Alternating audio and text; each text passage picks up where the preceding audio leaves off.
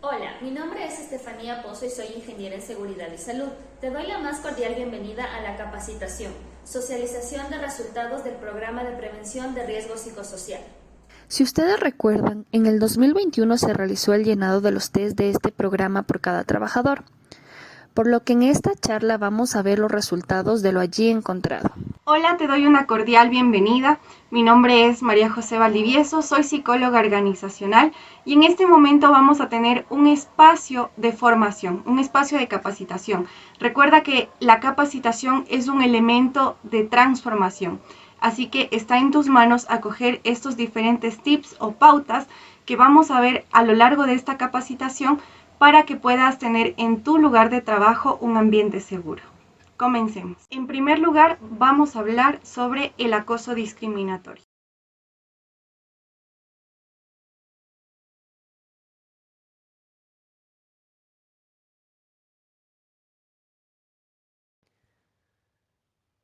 ¿Has conocido alguna vez una familia que declara ser muy unida, de buenos valores, de reuniones seguidas y que incluso afirman solucionar sus problemas comunicándose asertivamente?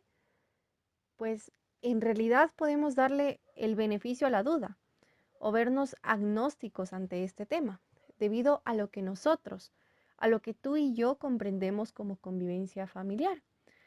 Por ejemplo, recuerdo que una compañera en la universidad se enternecía sobremanera cuando alguien contaba una historia que tenía que ver con su padre.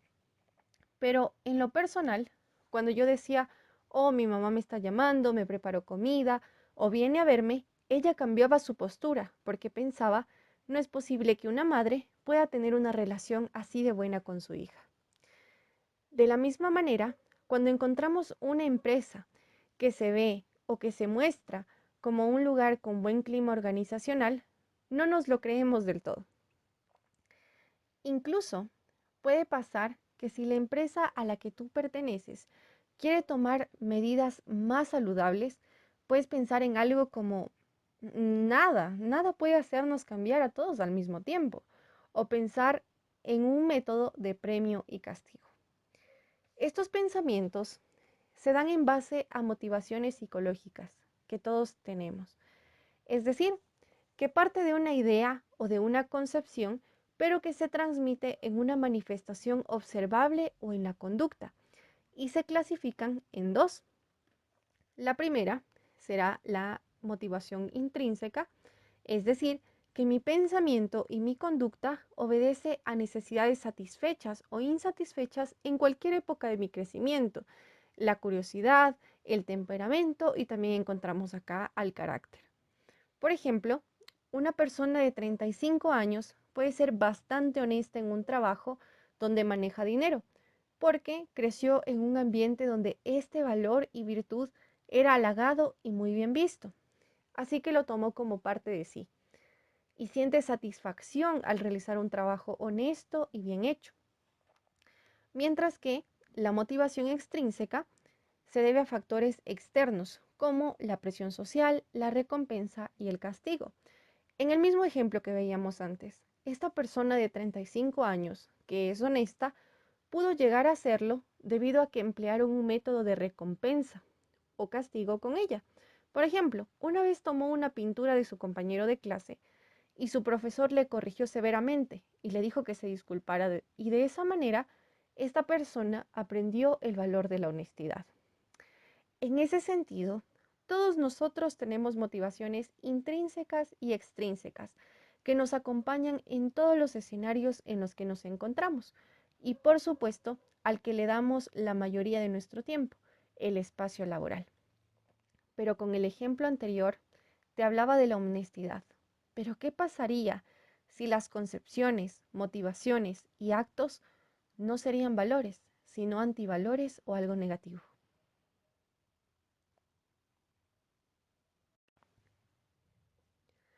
Es aquí cuando las organizaciones empiezan a verse contaminadas por el acoso discriminatorio.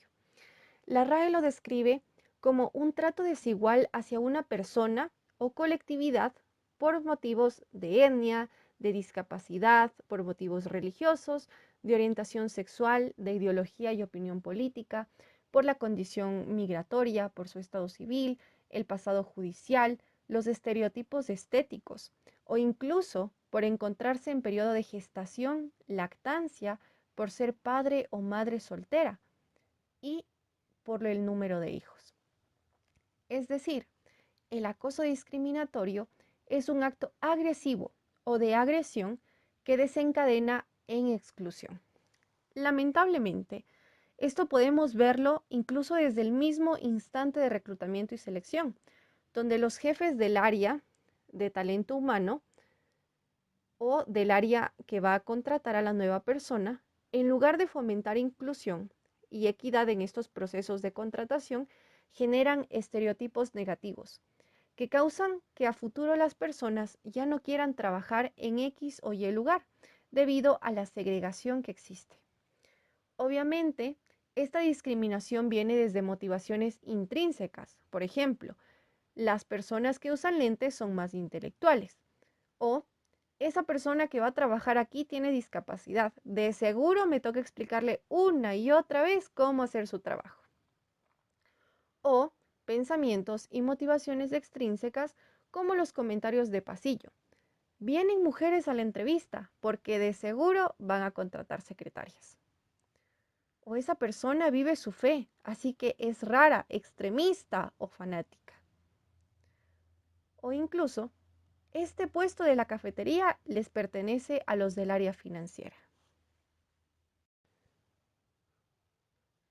Estas motivaciones se convierten en palabras dichas a manera de comentarios y se riegan por toda la organización causando varios efectos. En el caso del acosador o cómplice de acoso, cuando piensan haberle causado daño a un tercero, no son conscientes del daño propio que se hacen a sí mismos, ya que estas concepciones, en lugar de ser sanadas, se vuelven teorías, tesis e incluso discursos sustentados de acoso discriminatorio. Esto provoca que la persona tenga a futuro problemas para relacionarse con los demás. Y si llega a ascender en la empresa, probablemente no va a cumplir con las necesidades de liderazgo que se necesitan para el puesto. Mientras tanto, la víctima de acoso discriminatorio puede enfrentarse a síntomas como la ansiedad, el estrés, el aislamiento, cambios de humor, irritabilidad, adicciones, insomnio, depresión o incluso puede derivar en trastornos de estrés postraumático. Es decir, que la víctima se siente en alerta y en estrés todo el tiempo, pero no solamente de manera psicológica, sino también física. A este trastorno le acompañan mentalidades como: ojalá si yo fuera más rubia, si yo fuera más blanca, si yo fuera más flaco, si yo fuera más simpático, si hubiera nacido en este lugar. A este trastorno lo acompaña también este sentimiento de inseguridad. Otro trastorno también que puede derivar es el trastorno adaptativo, es decir, un deterioro significativo de la actividad social y laboral. Y también tenemos el trastorno del estado de ánimo, es decir, que la persona va a presentar sentimientos y estados depresivos, de insomnio, sentimientos de inutilidad, de culpa, y va a haber una disminución en la capacidad de concentrarse. En cuanto a la empresa y a los mandos superiores, no solamente es necesario promover políticas organizacionales de buena convivencia que se queden escritas, sino que puedan vivirse a diario como parte del clima laboral. Entonces, dicho esto, ¿cómo podemos eliminar el acoso discriminatorio en el espacio laboral? Primero, si nosotros hemos identificado casos de acoso, es importante realizar acciones individuales, que en general son las más habituales en investigaciones, por ejemplo, que se han realizado en España, en México y en Colombia. Se han identificado que estas acciones son las más recurrentes y que en algunos casos son las únicas acciones que se han tomado en cuenta para combatir a este riesgo psicosocial. Vamos a considerar a las acciones individuales como el asesoramiento con profesionales de la salud mental y psicoterapia, con el objetivo de obtener mejoras en la personalidad y modificar conductas y pensamientos compulsivos. tanto para el acosador como para la víctima. En segundo lugar, tenemos los workshops, que son talleres prácticos donde se reúnen a los trabajadores por grupos y estos son dirigidos por un experto, donde se busca un cambio en las emociones y pensamientos a través de diferentes casos, donde es un espacio donde las personas se pueden sentir abiertas a compartir sus ideas y adaptarse a los diferentes cambios. Y en tercer lugar tenemos la formación y la capacitación, ya que son elementos de transformación personal y organizacional. Pero, finalmente, el más importante es contribuir desde uno mismo hacia afuera para un mejor ambiente laboral lleno de equidad e inclusión, eliminando chistes, comentarios e incluso fomentando palabras alentadoras hacia los demás. Finalmente, trataremos el tema de salud autopercibida.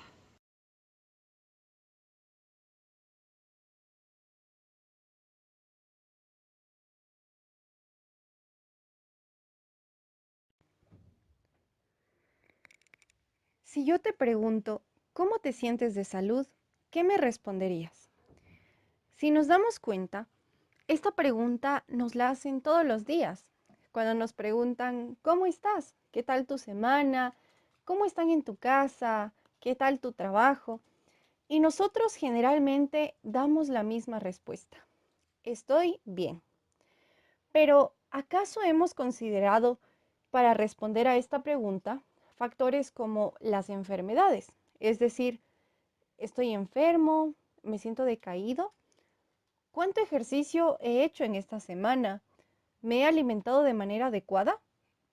¿O tal vez he sufrido quebrantos en mi salud? ¿O incluso en mi familia se ha reportado alguna enfermedad importante como la diabetes, la presión alta, el cáncer, etcétera? En la parte económica y social, ¿tengo deudas? ¿O tengo afición por gastar más de lo que gano? Y en factores psicológicos como puede ser el duelo, la depresión o algún momento difícil que se puede estar afrontando en esos momentos.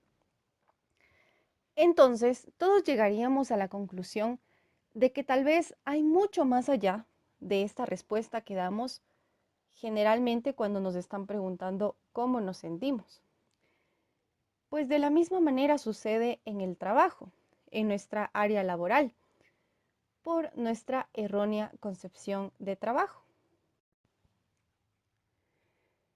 Siguiendo esta lógica de que muchos tenemos una errónea concepción del trabajo, tenemos de ejemplo aquí a Ignacio.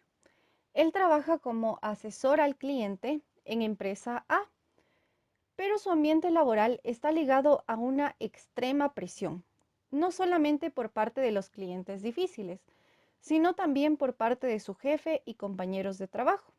Tiene horarios poco flexibles, su sitio de trabajo no es para nada ergonómico y la única motivación que recibe es el dinero.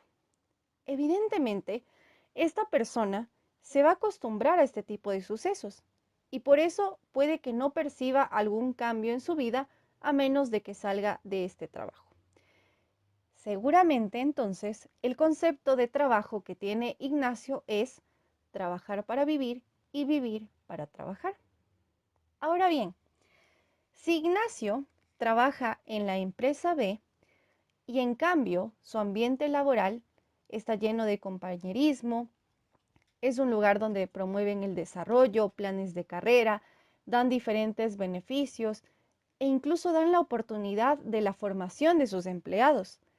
Es claro que Ignacio ahora va a percibir el trabajo como una vocación, como un llamado al servicio, y a la empresa la va a percibir como un lugar magnífico para desenvolverse en base a sus competencias. Esto nos introduce en el tema de salud autopercibida, el cual se refiere a la percepción que tiene el trabajador frente a su salud en el ambiente de trabajo. Eso sí, teniendo en cuenta las diferentes condiciones laborales, si es que estas son óptimas o no. Entonces, ¿por qué es importante reconocer si me siento bien de salud en el área laboral? o en el lugar donde trabajo?